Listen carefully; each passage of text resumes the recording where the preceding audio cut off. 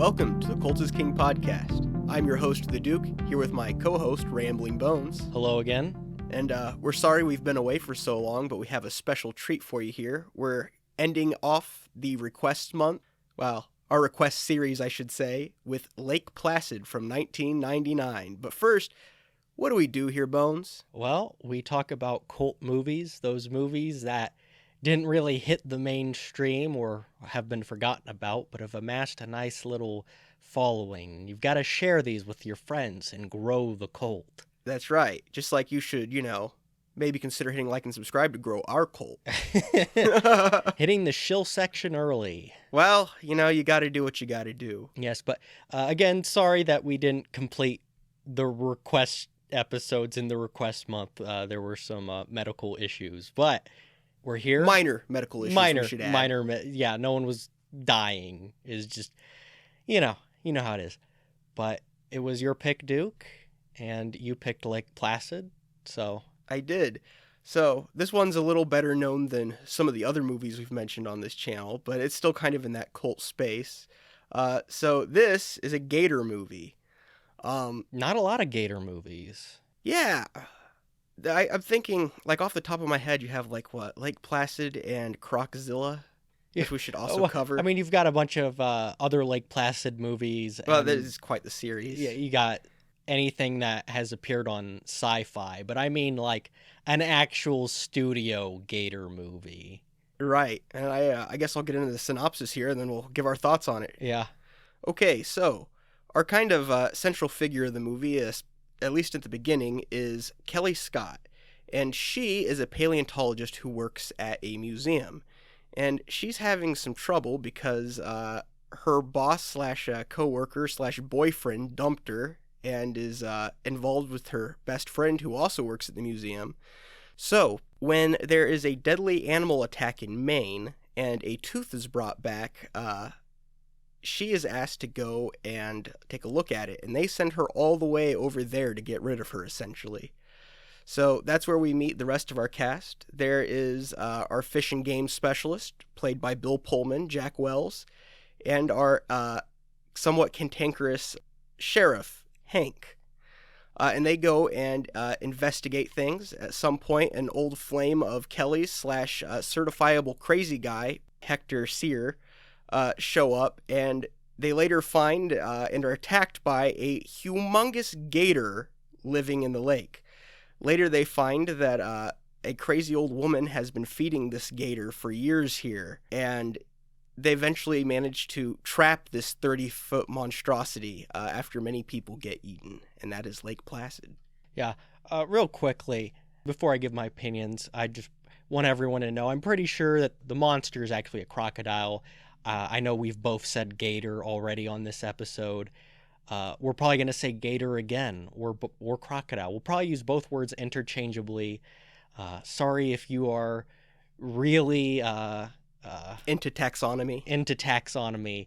It's a big lizard with big sharp teeth and eats people. It's going to happen. Practically the same animal. On to my opinion. now you're just picking enemies.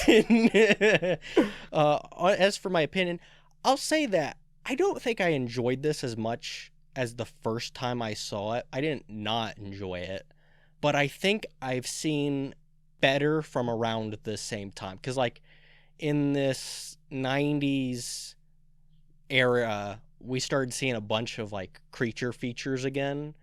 And I think of the creature features, this one is sort of in the middle of the pack.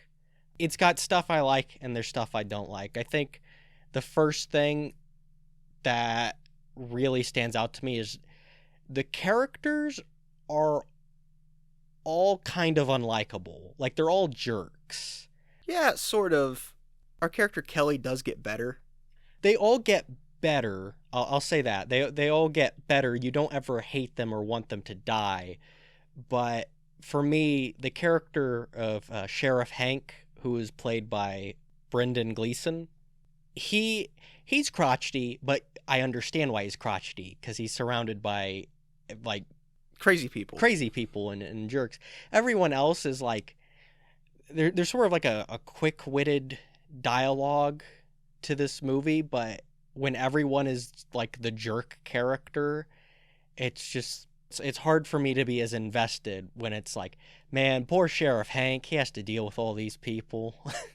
Well, I was very invested with Sheriff Hank because I'm like, oh man, this is the kind of guy they're gonna kill off, but they shouldn't kill him off. He's my favorite character. Yeah, I was surprised. As always, guys, spoilers. None of the characters none of the big four die, which I was really surprised because I thought either Hank or Hector, who is played by Oliver Platt, like both of them are like the perfect setup for this character's going to die, but none of them die, and that I think that's actually a positive for the film. Especially since, you know, I know, like you said, a lot of the characters do get better. They do have some mini arcs kind of that go on. Not necessarily huge arcs, but you like all the characters at the end, I think, more than you may have liked them going straight in. Yeah. And a good example of this is Kelly.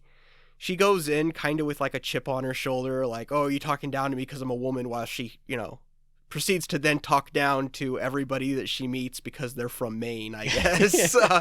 Especially the poor sheriff. And then our boy Hector is just a complete nut job who sees crocodiles as divine and wants to swim with them, and just completely inserting himself where he is not in the least bit wanted.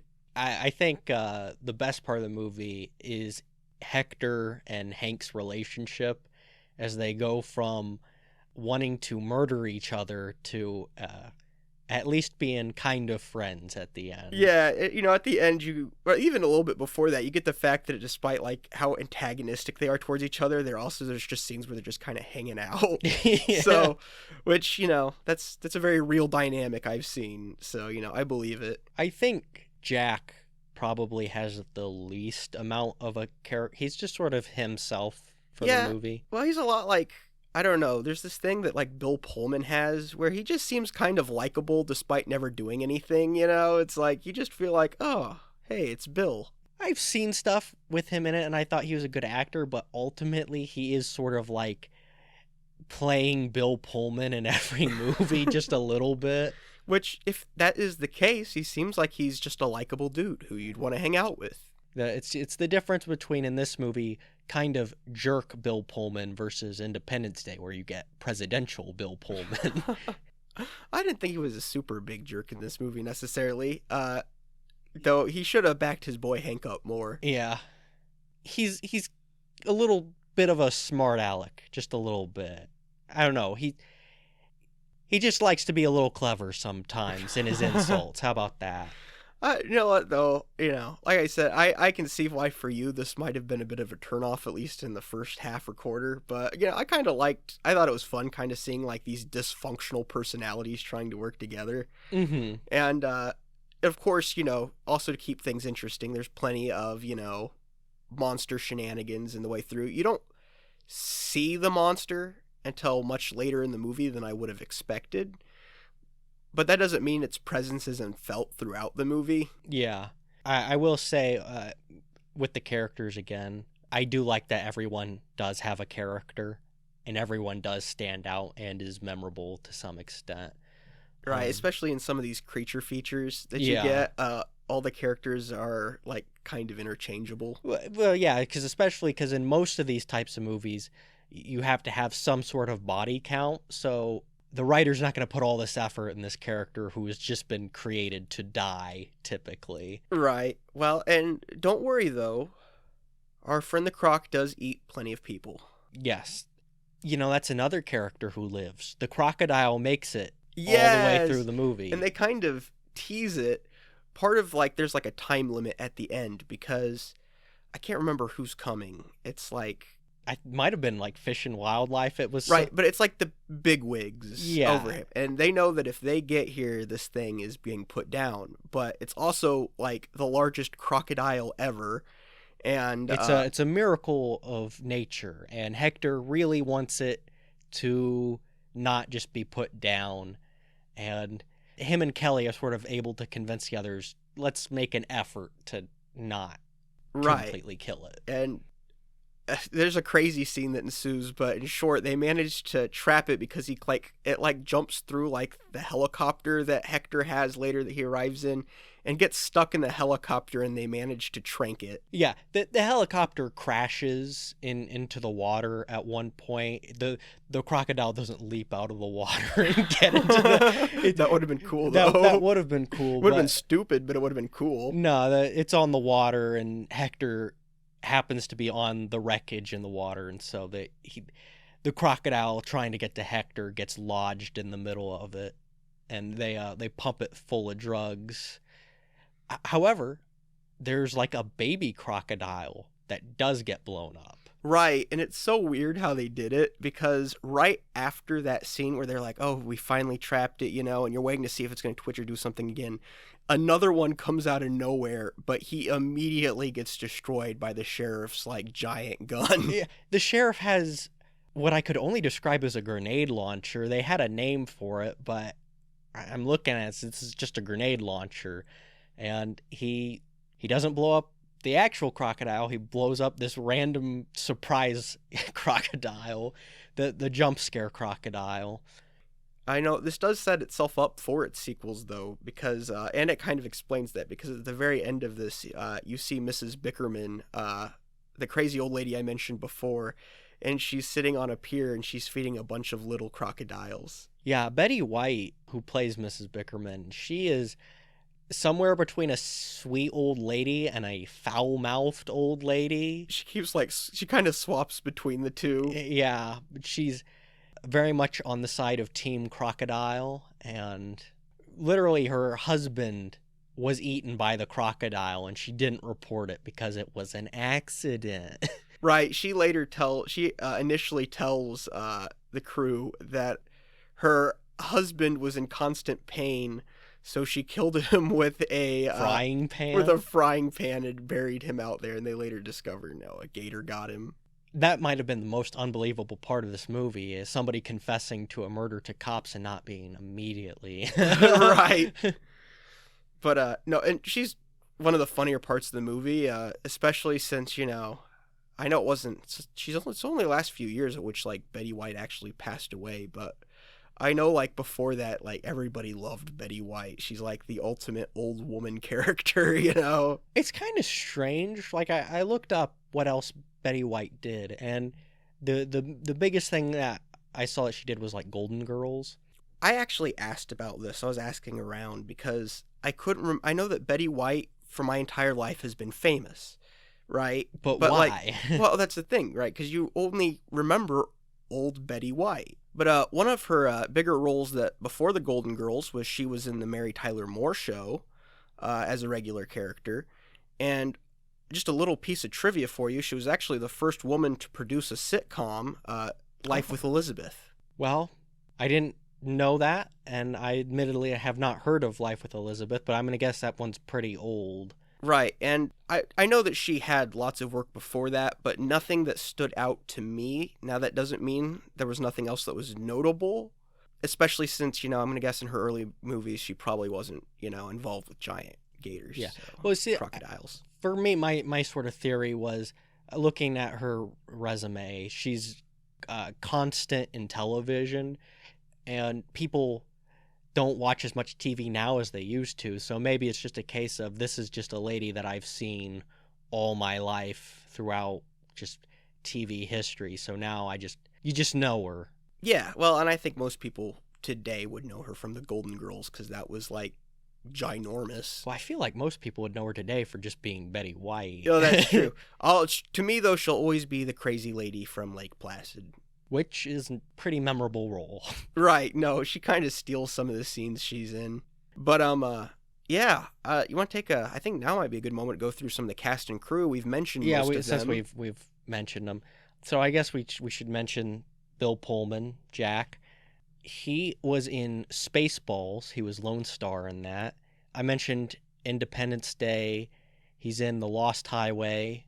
And Casper the Friendly Ghost. Yes, which is a movie I watched a lot as a kid, but I really don't remember anything about it.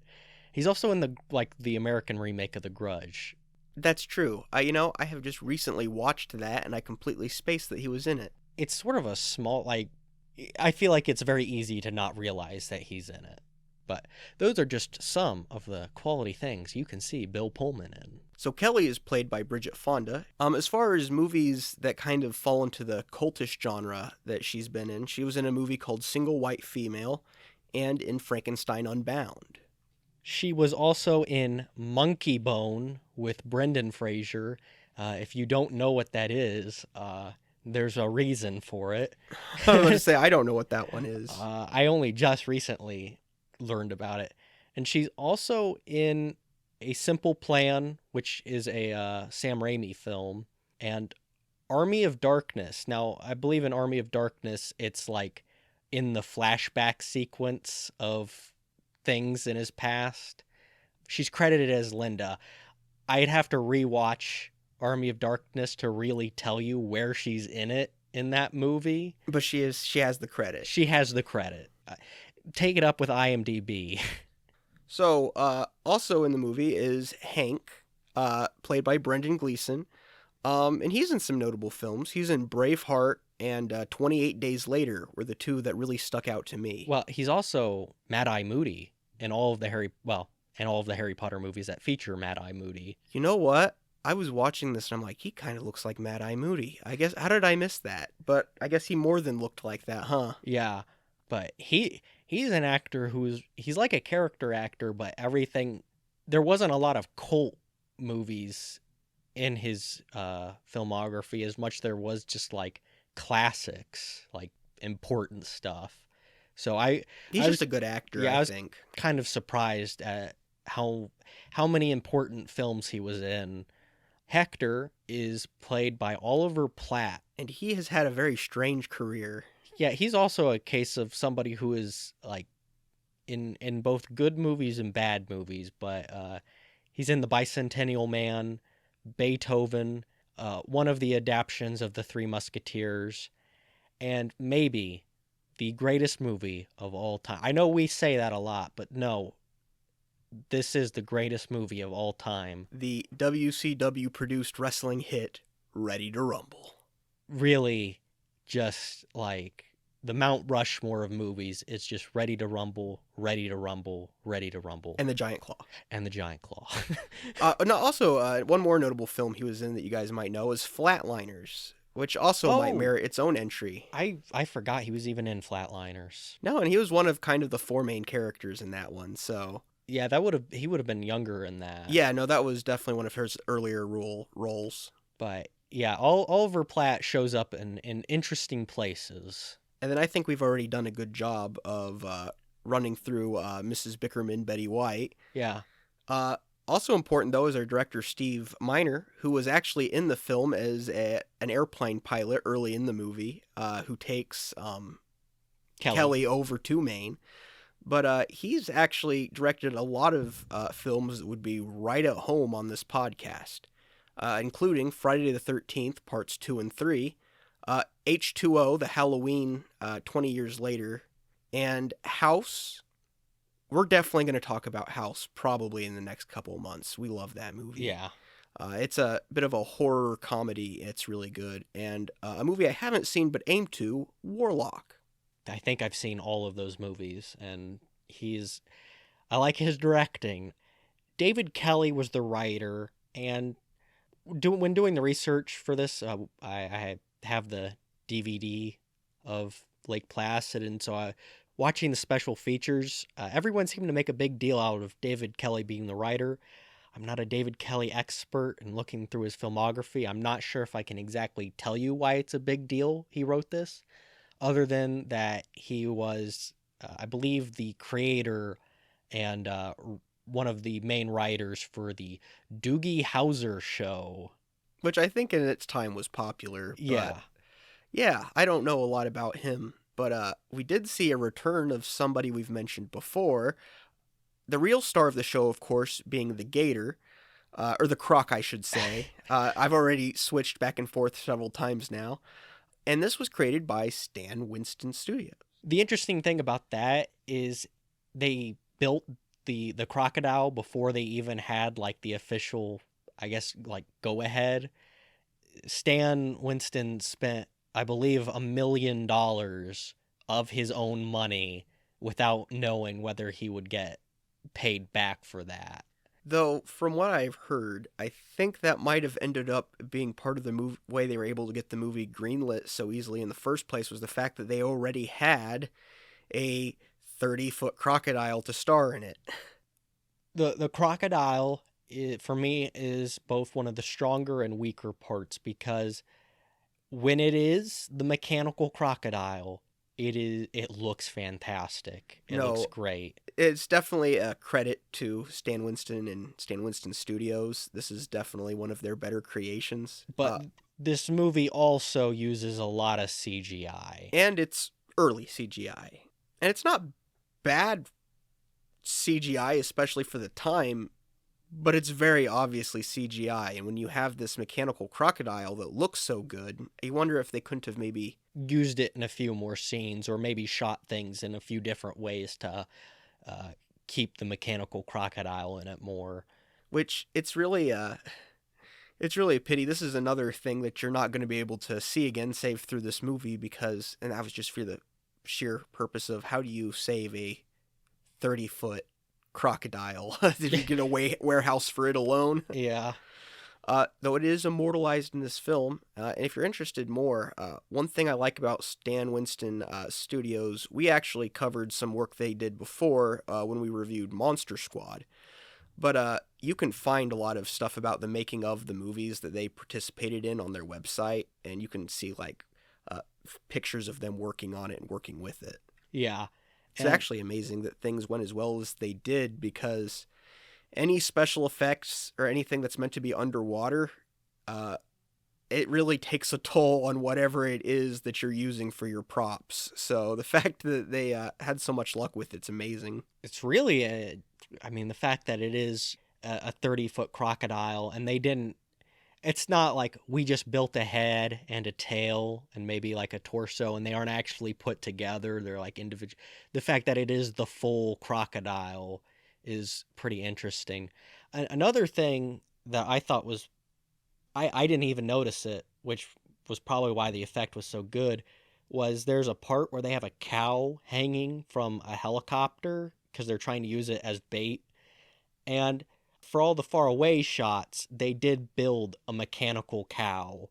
If you weren't looking for it, you wouldn't notice that it was a mechanical cow. I'm not sure if you would like notice even if you were looking for it. I mean, I'm going to be honest. I only know it because you know it. It looked really good. Another interesting thing about the creation of this movie is they did film on actual lakes. Yeah, like 3 different lakes. But the actual, a lot of the underwater stuff, the majority of the film, they built their own lake.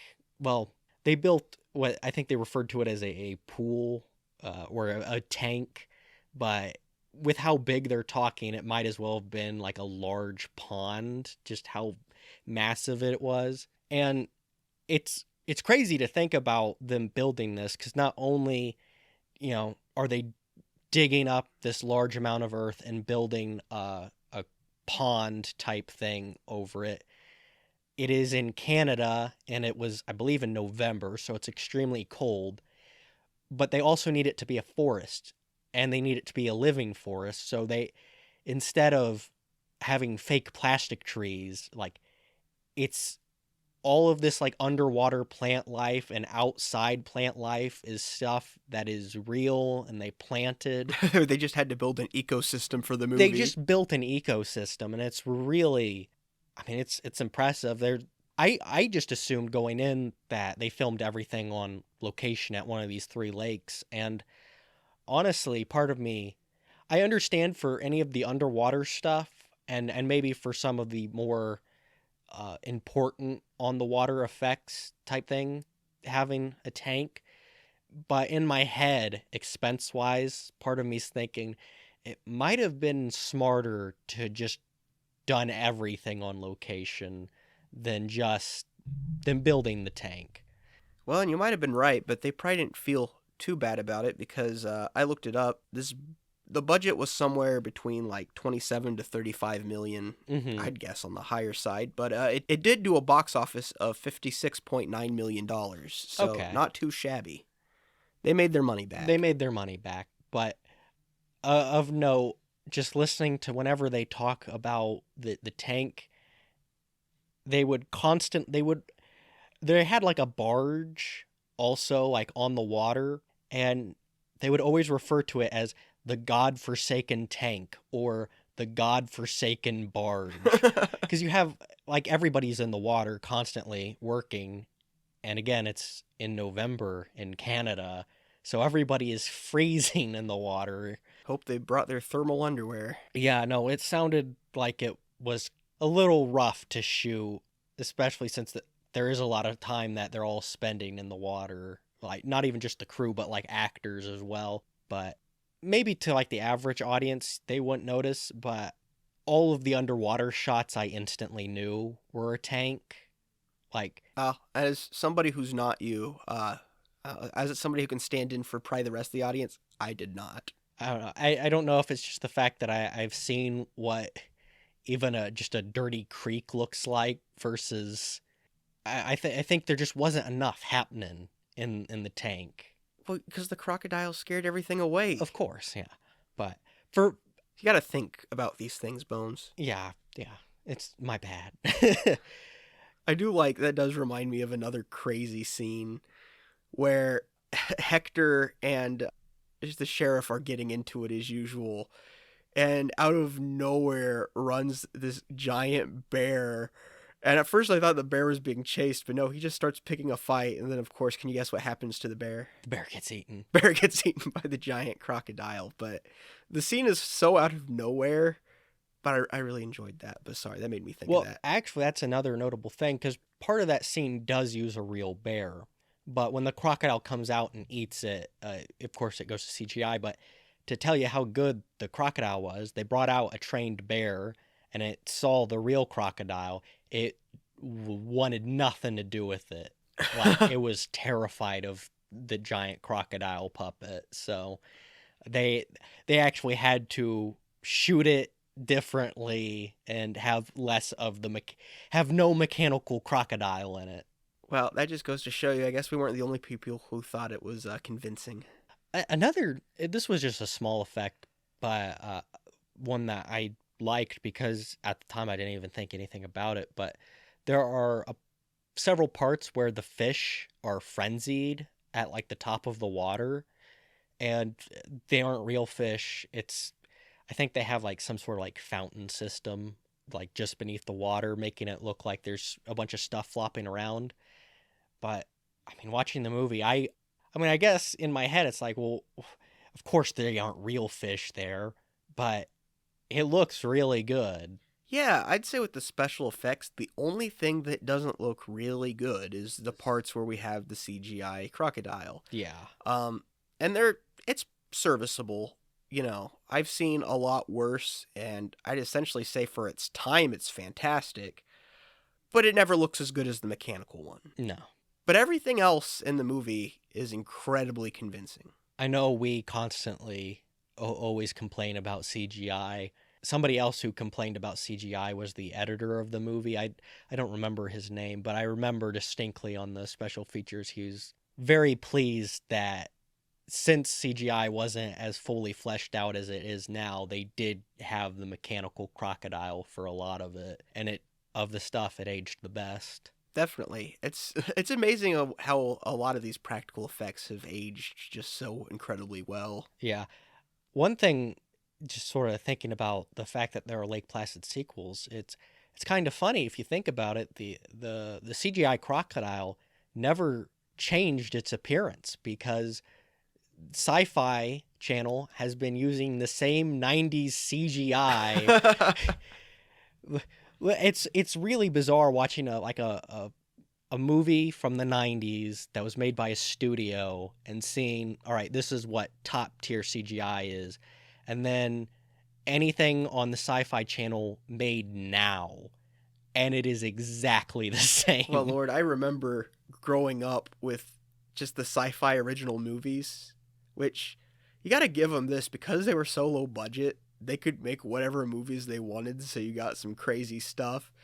But like the telltale sign that you were watching a sci-fi original was just the sheer uh video game graphicness of the monsters, to put it nicely, I suppose. Yeah. And every single one of the movie was based around some sort of monster. The fact that some of them are looking like stock assets, there's some special things out there. We watched them though. Oh, no, we you watched know? a lot.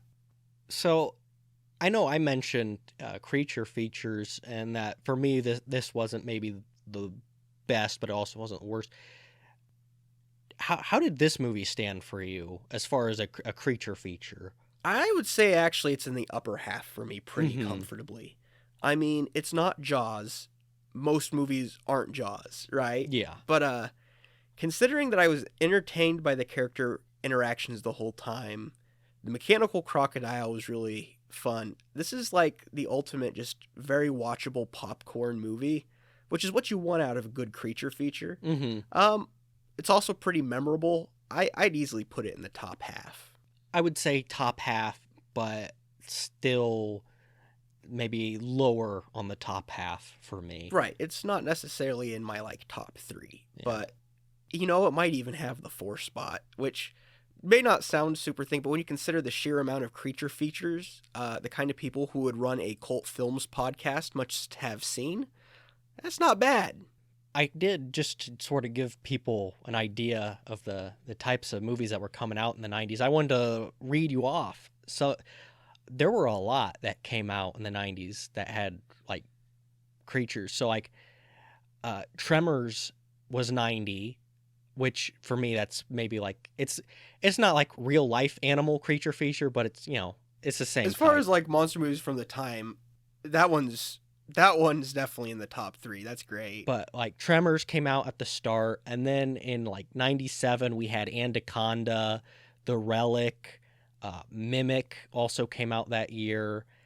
And then in 99 we got Deep Blue Sea, King Cobra, which is at the bottom of the list.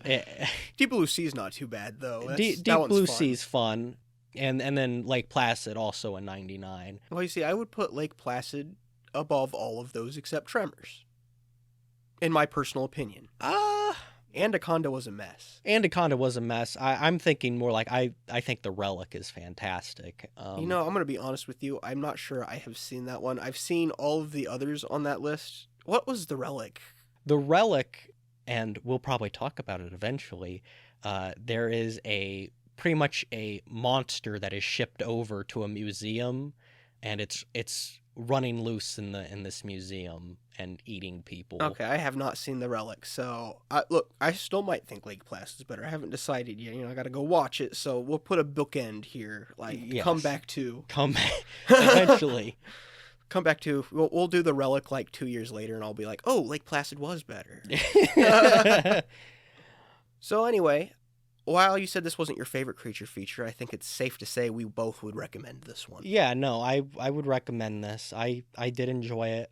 I was about to say I like all the actors. I don't really know much about Bridget Fonda. I haven't seen much of her stuff, to be honest. And I think in this movie she's good. Yeah, I think everybody's convincing.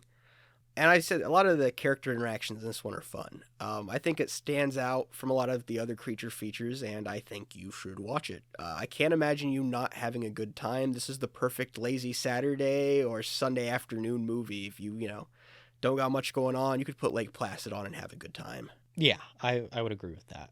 So that means we're passing the ball back to you. So we are beginning our series. We're going back to just picking what we're interested in for a little bit. And how would you like to begin the Yuletide season? Well, we might not do a Christmas-themed movie all month, but I figured since we are going to, start this month off, might as well. We're going to do I think it came out, I don't know when it came out. I think 2000 is probably correct. The Bill Goldberg classic, Santa's Sleigh. You had me at Bill Goldberg. Talking about WCW, baby. So yeah, Santa's Sleigh. I don't know where you would watch it, but you should definitely check it out. I tell you what, by the episode, we will have located wherever you can watch this, because we're looking out for you. And we'll let you know, because it's a doozy. Well, I tell you what, I already did a little shilling, so I'm not going to do any more. So it's my turn to shill. Oh, you want to do a little shilling for us? Yeah, I at least tell them where we can be found. Thank you for listening, of course, as always. And if you would like to listen to us on other places, apart from YouTube being our main hub, we are on Spotify, Apple Podcast, and CastBox. Some of our stuff is on Odyssey, but as I said last time, Odyssey is in a weird place right now, so that might be switching to Rumble once I get off my lazy butt. And wow, way to rub salt in the wound. Odyssey's having all these issues, and now you're going to take away their hit podcast. I see a sinking ship, and I say it's time to get in the lifeboat ASAP. But yes, again, thank you for listening. Please, if you will, hit the like and subscribe button if you enjoyed this content, and leave a comment. If you like monster movies or creature features, tell us what your favorite one is. Oh, you're gonna. This is the part where where I give them homework. Yeah, I was about to say. If you don't know any creature features, you can Google it and pretend like you do. You know what, though? I would be interested. If you guys are the kind of people who watch creature features, where does this one rank for you? I'd be interested in knowing that, actually. Or even just if you've seen this movie before, like, I'm curious what the outside opinion on Lake Placid Placid is, because I guess we didn't really talk about critical reception too much. I'll just say real quickly, this movie didn't do so well. I mean, it made its money back, but it wasn't a big deal when it came out. But since then, it's found an audience. So I'd like to know what that audience thinks, if it exists. Okay. Well, with nothing further to do, here's the Duke telling you to keep it cold. And goodbye.